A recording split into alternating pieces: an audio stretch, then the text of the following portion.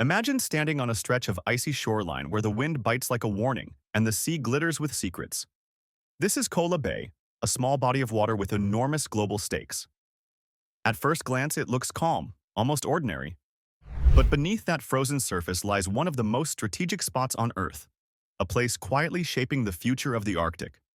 Here, Russia holds the keys to a region bursting with opportunity and danger. From this bay, it could tap into massive stores of oil, gas, and precious minerals buried beneath the Arctic ice, resources that could fuel its economy for decades. But that's not all. Kola Bay also gives Russia the power to project force. It's from this very coastline that it could launch nuclear missiles, should anyone challenge its ambitions in the far north. Hidden among the hills surrounding the bay are some of Russia's most secretive military installations.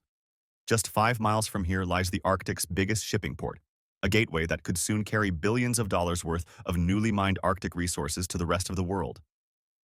20 miles farther north, deep in the cold waters, sits a naval base housing some of the most powerful nuclear submarines ever built. And floating nearby? The world's largest fleet of nuclear icebreakers. Massive ships built to smash through melting sea ice and clear paths for military vessels and cargo ships alike. The Arctic, once thought of as an empty, frozen wilderness, is quickly becoming one of the most hotly contested places on the planet. As global temperatures rise and ice retreats, new shipping routes are opening and hidden resources are being exposed. And everyone wants a piece of it. The US, China, Norway, and Russia all see opportunity here. But opportunity also brings tension. Every new drill, every new base, and every new patrol sends ripples through an already fragile balance of power. When I visited Kola Bay in 2021, it struck me how beautiful and unsettling the place felt at the same time. Rolling hills dipped into quiet, icy waters, but the stillness was deceiving. Everywhere, there were signs that this was no ordinary landscape. Checkpoints, barbed wire, and areas marked strictly off-limits. It felt like a region frozen in secrecy. In many ways, the Arctic mirrors the world's growing rivalries. It's not just a remote patch of ice at the top of the globe anymore. It's a reflection of global ambition. Experts say that if conflict does break out here, it might not start in the Arctic itself. Instead, it would likely spill over from rising tensions elsewhere. A reminder that what happens in this frozen frontier could ripple far beyond it. Russia's Arctic border stretches nearly 15,000 miles along the frigid ocean, and Kola Bay, tucked in the northwest, gives it unmatched access to both the Arctic and North Atlantic. That location puts Russia face-to-face with NATO countries, adding a layer of constant unease. Over the years, Russia has slowly but steadily strengthened its presence here, building bases, expanding airfields, and deploying more ships and submarines. It's a quiet buildup with loud implications. Moscow wants to be ready to respond instantly if it feels threatened in its high north. And for its neighbors, those NATO countries just across the icy waters, that growing military muscle is impossible to ignore. The Arctic, once the world's untouched frontier, is now turning into a chessboard where every move counts. Picture this, a fleet of dark, silent giants gliding beneath sheets of Arctic ice, invisible to the world above. That's the Northern Fleet, Russia's powerful Arctic naval force, and it's no ordinary navy. This division is the heart of Russia's nuclear strength, a floating fortress designed not just to defend, but to strike back if the unthinkable ever happens. Tucked deep within Kola Bay, some of Russia's most dangerous weapons rest quietly in their icy docks. Nuclear-powered submarines that form one of the main arms of Russia's nuclear triad. These submarines aren't just massive hunks of steel. They're built for endurance and stealth.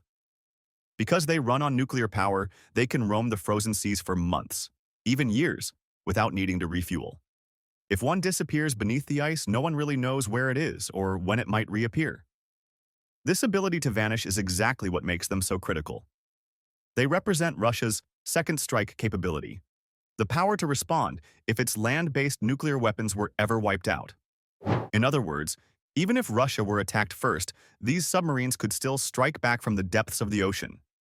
It's a chilling thought, but that's the logic of nuclear deterrence. Make sure no enemy dares to make the first move. If you've made it this far into the video, it means you're enjoying what we do here at Euro Bulletin. Take a second to hit that subscribe button so you don't miss more updates and insights from Europe and its partners. Let's dive in more. The Arctic's shifting ice gives this strategy an extra layer of protection. Submarines can slip under the frozen surface, hidden from satellites and sonar, waiting quietly. This is the essence of what Russian military planners call the bastion concept. Imagine it as a massive shield built over Kola Bay, a defensive bubble fortified by layers of protection. Around this area, Russia has built air defense systems, radar stations, fighter jet runways, and underwater listening posts. Together, they create a web of security meant to guard their nuclear submarines like a treasure hoard under ice. But there's another weapon in this Arctic stronghold: Russia's icebreakers. These colossal ships, many nuclear-powered themselves, are designed to smash through solid ice that would trap ordinary vessels. From Kola Bay, they can cut paths across frozen seas, opening routes for warships, cargo ships, and even military operations. And Russia has a lot of them, around 40 icebreakers compared to just 3 in the United States. Not all of them are built for battle. Some serve scientific missions, carving through the ice so researchers can study minerals buried beneath the melting seabed. But others are armed, equipped with cannons, missile systems, and guns. They blur the line between exploration and defense, allowing Russia to claim it's doing research while also keeping a firm military grip on the Arctic. And while Western sanctions have tried to choke off Russia's oil, coal, and gas trade, Moscow has found new routes and new partners. A new port near Kola Bay now channels shipments east, toward China and other Asian markets. It's a clever move. Even as Europe shuts its doors, Russia is opening new ones on the other side of the world. China, eager to expand its presence in the Arctic, has welcomed the opportunity. It sees the frozen north as a new frontier for trade, science, and power. But Russia is careful. It wants China's business, not its dominance. So it walks a fine line, sharing access but keeping control. The Arctic, after all, is one place Moscow isn't willing to hand over too easily. Out on the ice, it's easy to think the Arctic is empty, just endless snow, frozen waves, and silence. But that quiet hides a growing competition that's anything but peaceful. Every year, as the ice melts a little more, new shipping routes open up, cutting travel time between continents by weeks. What used to be an impossible journey through frozen seas could soon become a bustling highway for global trade. And that's what everyone, from Russia to China to the US, is racing to control. For Russia, the Arctic isn't just a patch of territory. It's the future of its economy and a stage to show off its power. Beneath the melting ice are enormous reserves of oil, gas, and rare minerals, trillions of dollars worth, enough to fuel industries and economies for decades. Russia already draws more than 10% of its GDP from the Arctic region, and it wants that number to grow. That's why it's pouring money into ports, airfields, and military bases across the north. But it's not alone. The United States, Canada, Norway, and even China are moving fast to stake their claims. China, though not an Arctic nation, calls itself a near-Arctic state and has invested billions in ice-breaking ships, research stations, and trade routes through the Russian north. The idea is simple. Whoever controls these new routes and resources will have a massive advantage in the decades to come. The competition has started to resemble a new kind of Cold War, one fought not over ideology, but over geography, climate, and opportunity. Military exercises are becoming more frequent. Surveillance flights buzz across the polar skies. Submarines quietly shadow one another beneath the ice. And while no country says it wants conflict, every move they make feels like a preparation for one. For NATO, Russia's Arctic expansion is impossible to ignore. With Finland and Sweden now joining the alliance, NATO's presence has pushed even closer to Russia's Arctic border. That makes the region an increasingly tense neighborhood, where one wrong move could trigger something far bigger than anyone intends. Western analysts often describe the Arctic as a pressure cooker, quiet on the surface but heating fast beneath. Yet for the people who actually live in the Arctic, the small communities scattered across Russia, Norway, and beyond, this geopolitical tug-of-war feels both distant and immediate. Their lives are changing quickly. Melting permafrost is damaging homes and roads. Fish patterns are shifting.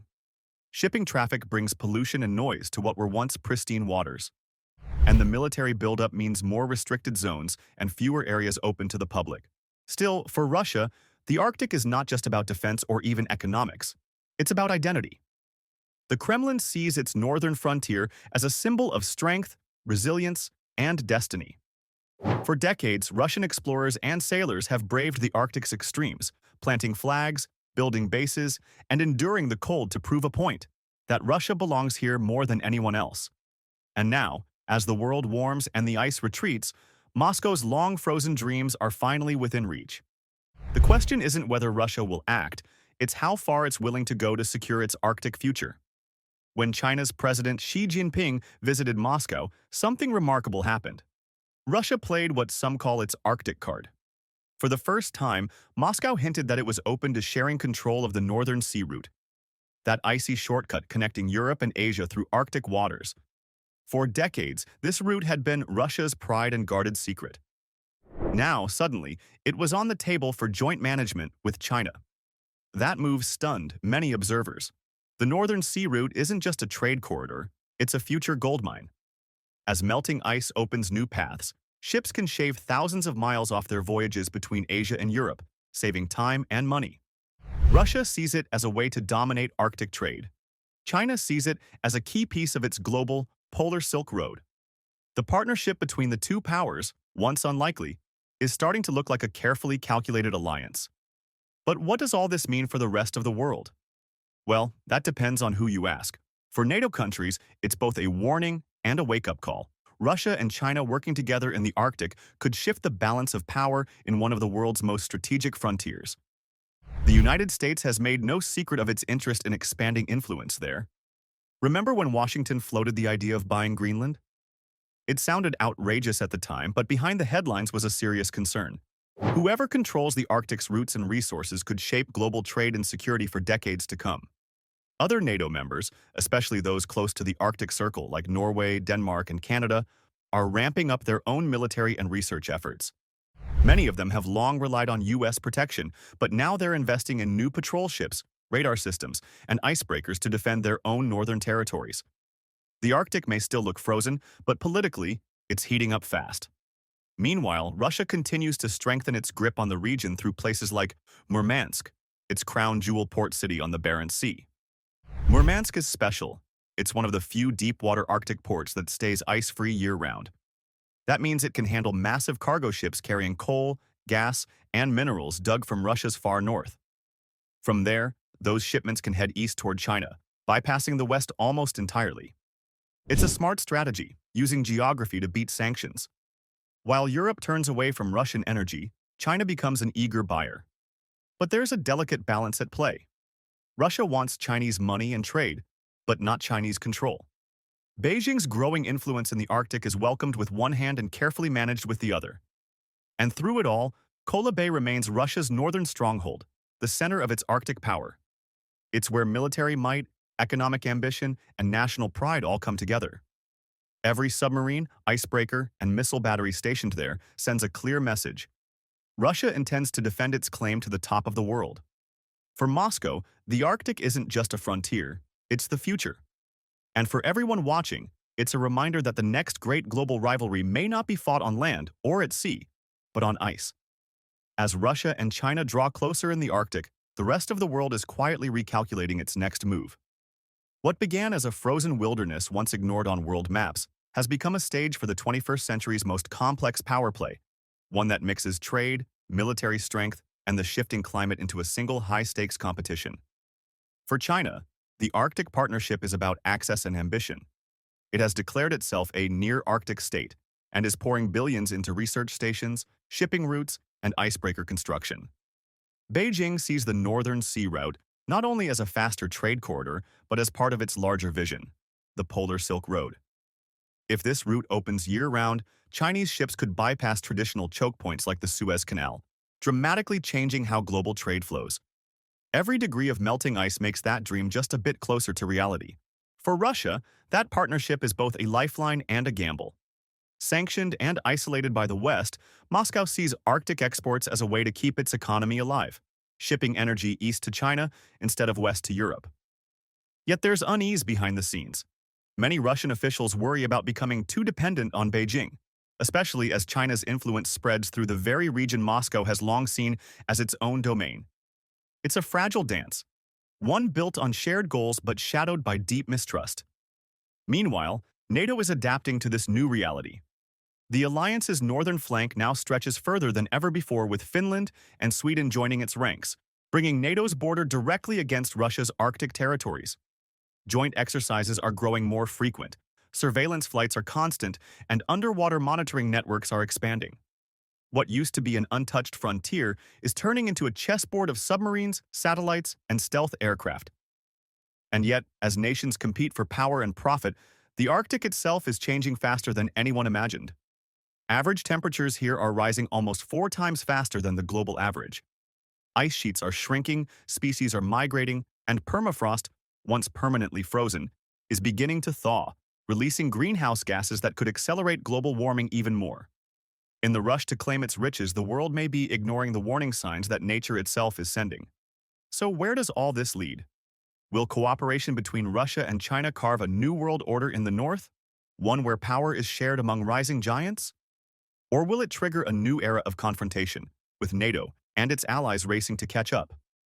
Can global powers find a way to balance economic ambition with environmental responsibility? Or will the Arctic become another battleground of unchecked rivalry? And perhaps the most important question of all? As the ice disappears, who will truly own the top of the world?